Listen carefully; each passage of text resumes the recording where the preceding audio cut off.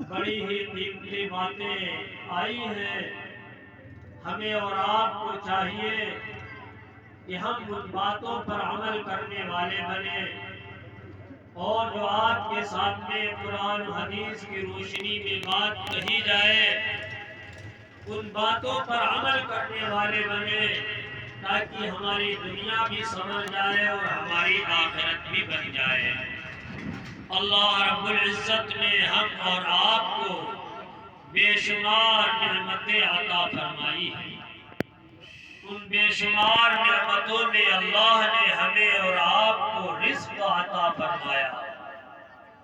یہ رزق اللہ نے اپنے بندوں کو عطا فرمایا، اور رزق دے کر اللہ نے ہمیں اور آپ کو یہ بتلا دیا کہ میرے بندو، جو تم محنت اور مشقت کر رہے ہو، جو تم روزی حاصل کر رہے ہو، جو تم زمین میں بیج ڈال رہے ہو، خواہ کھیتی کے ذریعہ یا باغات کے ذریعہ، جو تم اپنی کھیتی اور باغات کو سنوارتے ہو، یہ اللہ کی طرف سے ہے.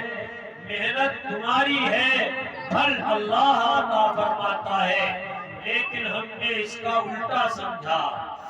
محنت ہم کرتے ہیں تو یہ سمجھتے ہیں کہ ہم نے سب کچھ پیدا کیا. وہ پروردگار عالم فرماتا ہے میرے بندو، اس اللہ نے تمہارے لیے باغات پیدا کیے. ان باغات میں کچھ باغات ایسے ہیں، کچھ درخت ایسے ہیں جو بیل والے ہیں، کچھ درخت ایسے ہیں جو بغیر بیل کے ہیں. ان بیل والے درختوں میں انگور کا درخت ہے. اگر اس کو کسی کے اوپر پوڑایا نہ جائے تو اس کے پھل کما حق نہ آ سکے. اس کے برخلاف آپ دیکھ لیجئے تربوز ہے اور خربوزہ، اگر ان کو پوڑا دیا جائے تو ان میں پھل کی کمی آئے گی.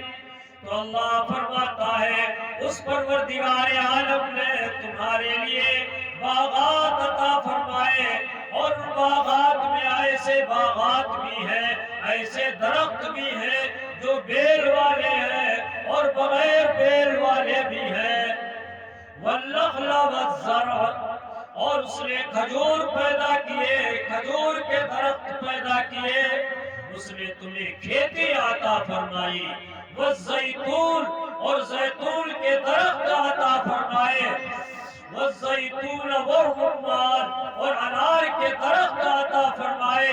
متشابہا وغیر متشابہ، اور ان میں پھل جو آتے ہیں ایک دوسرے کے مشابہ، ایک دوسرے کے ذائقے میں مشابہ ہے.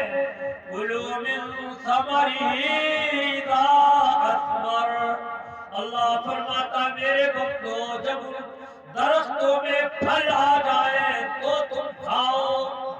معلوم یہ ہوا یہ پھل آنا درختوں میں یہ ہماری طاقت نہیں ہے، یہ ہماری بس کی بات نہیں ہے، یہ اللہ کی طاقت اور قدرت ہے جس نے درختوں میں پھل عطا فرمائے، زمین سے غلہ پیدا کیا.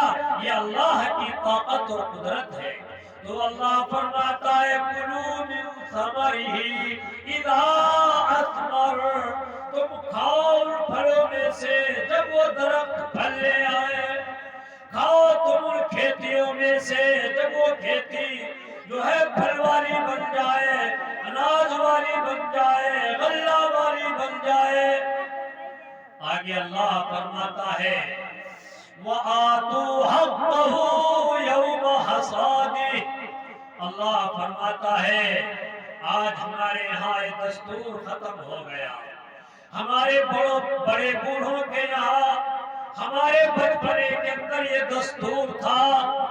پہلے جو ہے بیل چلا کر غلہ گاہا جایا کرتا تھا، یعنی دائی چلائی جاتی تھی، اس سے غلہ نکالا جاتا تھا.